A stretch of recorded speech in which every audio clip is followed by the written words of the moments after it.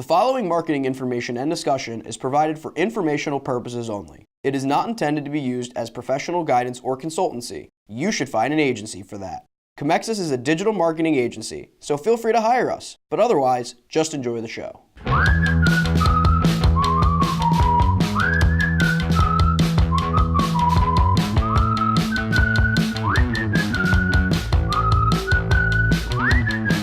Hello everyone, welcome to The Buyer's Journey by Comexis, a discussion-based podcast on the ever-changing marketing landscape that affects how your customers and clients purchase, ultimately optimizing your marketing efforts. I'm Matthew McGroarty, the social media content producer here at Comexis. I am Len Ward, the managing partner at Comexis. And I'm Josh Lyons, the digital marketing coordinator here at Comexis. So today is Friday, and we are talking about the advocacy stage of the buyer's journey. And the advocacy stage, for those who need a quick little refresher, is when a current or past customer or client decides that they have had such a good experience with your product or your service that they are going to go and shout it to the world and advocate for your brand. And that can appear in a lot of different ways. We're talking about Amazon reviews, Google reviews, for more B2B things, because we're going to be talking about B2B today, appearing in case studies, or, I guess leaving Google reviews as well, now that I'm thinking about it. And things like that, just advocating for your brand, either publicly in a review sense or a case study sense. It can also include word of mouth advertising in quotes, telling your family, your friends about a product or service, or from a B2B perspective, it could be telling your partners in business, hey, I've been working with this company, you guys might want to work with this company, et cetera, et cetera. So today we are doing part 2 of talking about a fantastic piece by eMarketer's Jillian Ryan about customer growth marketing. That piece focused on retention and advocacy as it relates to customer growth marketing. And last episode we talked about retention, and today we're talking about advocacy. We're going to touch a little bit on retention, however, because one of the suggestions that they suggest in advocacy is creating a sense of loyalty in a business relationship. And one of the ways that it's suggested is through loyalty programs, which work, exactly as you would expect them to work in a B2C sense, but there's basically 3 distinct types. So Jennifer Stanley, partner at a global consulting management firm, McKinsey & Company, generally sees 3 different types of loyalty programs implemented at B2B companies with more traditional buying mechanisms.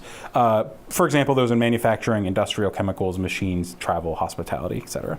So the first is Earn and Burn, which is a public-facing tier system that lets customers buy their way into high customer categories such as Gold or Elite to get rewards like discounts, points towards free products, and other things related to business purchases.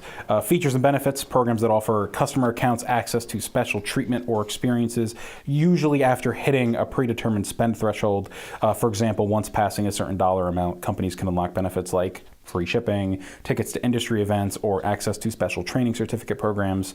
And then the surprise and delight. With these programs, B2B companies don't publicly reveal how rewards or gifts are bestowed to customers, but internally there's a plan and budget in place to deliver on these surprises to customers who aren't expecting it. And the loyalty drivers of the strategy are similar to Earn and Burn and feature benefits. The main difference? You're getting a nice little surprise. Stanley said that these are programs B2B should borrow from the B2C playbook. Loyalty is behavioral, meaning strategies like this drive retention, consistent purchases over an extended period of time, willingness to recommend to others, and also instill an emotional attachment to the brand or company, which is something not necessarily inherent in B2B. What do we think about that? Out of all 3 of them, at least the ones that I resonate with and I think work the best is the surprise and delight. Yeah. Because obviously, when you don't see it coming and someone throws a nice little surprise, you get delighted by it. Mm-hmm. And thanks, Josh.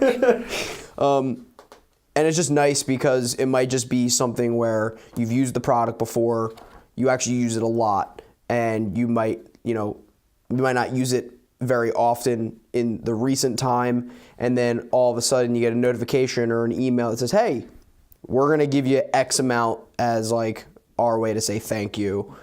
Not only are you going to get sort of the positive feedback for getting the gift per se, but now you have a good chance they're going to continue to use your product again when they might have phased out a little bit, depending on what the service is. What do you think, Len, about the idea of having a loyalty program as a B2B? I obviously I don't run a business, so I do B2C stuff. But Len, what do you think about that in general? What do you think about Chemexus having one? I mean, the only thing about a loyalty program is that the bottom line is they just want you to spend more money.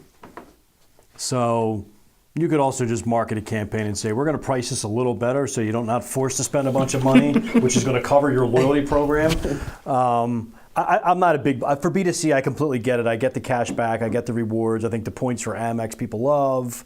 But I think for B2B, I just don't understand. Like, I don't understand how this really plays in. I mean, I guess unless you're starting to look, if you order from like WB Mason or Amazon Business. Yeah. And Amazon Business, our one business card actually is not that bad. It is a cashback thing, and we've actually used it a couple times. So, but who doesn't order from Amazon Business anymore, or WB Mason? You're kind of down to those two. WB Mason, they may offer something, but I don't know. But so I guess things like that work well because we put an order into Amazon and WB Mason probably once every 2 weeks. So if we had to pick between the two, we know WB Mason, like if we spend XYZ dollars, they're offering us something. I don't know, whatever, like whatever it may be. I could see where it works, but I guess for a lot of B2B businesses, like I don't see where this really fits in. No, I agree. When I was reading this, I was actually caught off guard a little because, I mean, they mention more transactional in the sense of, which is, I guess, what I'm talking about. Well, yeah, no, exactly what you're talking about, right? So I see how it makes sense there. It's just, it's weird to me. Like I can't think of I can't think of an example where like Chemexus would want to create a loyalty program because the answer is just, well, if we're making a loyalty program, why don't we just make everything like this or whatever based on whatever it is, right? Because like how do you offer free shipping when your business isn't shipping? You know what I'm saying? Like it's just weird. We had something. I don't know if we did like. It was a telecom company or something. This is way back when we were called Rank Me SEO, and they came up with a rewards program. They told us we had like 1.5 million points or something like that. We're like, for what? And so we went on and looked at it, and I mean, it was just junk. You went on like the online catalog. I'm like, what is this shit? I'm like, just take off $20 a month. Yeah, like, that's all. But again, over to B2C, it's great. I get what they're doing. I read the thing. They're taking a page out of the playbook. I completely understand what they're trying to accomplish. We're not here to say what works, what doesn't work. There could be something out there where maybe it works tremendously. I don't know. You know what I mean? Maybe there's a company out there where it's a fleet of trucks and you rent out the fleet of trucks, and if you rent out 15 every quarter, there could be something else. But like you said, I think it's got to be something transactional, not like consulting and service-based. It's almost like a transactional type thing. I think works well. For other stuff, I just discount the price. Yeah. No, I think that's a fair point. So now we're going to shift a little bit more into direct advocacy. A lot of this piece was talking about how, of course, if you have engaged and loyal customers, they're hopefully going to become advocates for your brand because they want to share the positive experience that you have created for them. And that's, relatively straightforward. Also, having formalized advocacy strategies can help retain clients, acquire new ones, grow existing customer bases. They talk about in this piece, making sure that you're creating case studies and things like that. One interesting thing was user events and customer advisory boards, where you ask key customers to exchange ideas on a regular basis, either monthly, quarterly, et cetera, to develop sort of a brain trust. And that's through either discussion of product roadmaps, conversation, feedback on future innovation, and things like that. I thought that was an interesting concept. I don't know how well it would work for every business, but I think it's definitely something that's interesting, especially if you're working with companies or you're partnering with companies like pretty often. It makes sense to go, okay, well, why don't we think of ways we can improve this pipeline so that it benefits both of us, et cetera, et cetera. And then they also mentioned, event strategies. Typically, events aren't used for a customer retention tool. Only 14% of US B2B professionals implement an event strategy for this primary purpose, according to December 2017 research from Certain and Hines Marketing. But getting current customers who are thriving to share their success story with other customers or even prospects is a good tool for B2Bs to close the loop in the customer lifecycle and drive more revenue. These stories can be aspirational for other customers and may get them to spend more. When I hear things like that, I think, you'd have to be a pretty big company to host an event where you would probably have a speaker talk about how great your business is. But what do I know? I don't know. What do any of us know? Good question. Though obviously they mention, creating case studies, joint press releases, testimonials, all those things are ways that you should be, making sure that you are creating advocates out of your businesses. So do we just want to touch on a little bit about how powerful case studies and things like that can be? Joint case studies? You mean with yourself? Well, I said joint press releases, but just, case studies in general. Case studies are enormous. Case studies, there's a fine line with case studies when you come to the advocacy stage. So, and it's almost like something that we deal with, is that you have to watch what you're putting out there on a case study, because you really want to show, here's the problem, here's the plan.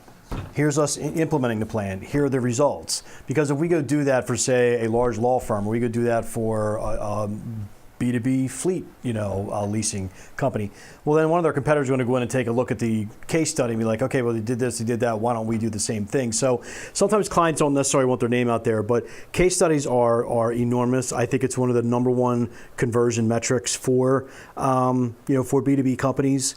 So, I'm a big advocate of case studies, maybe being on your website to a point, but I think it's also something which is a really good PDF download that the sales team can email out, say, hey, here's 3 people in similar industries and what we did for them. I think that kind of stuff works well. But it's for B2B, probably the number one thing in regards to the advocacy stage.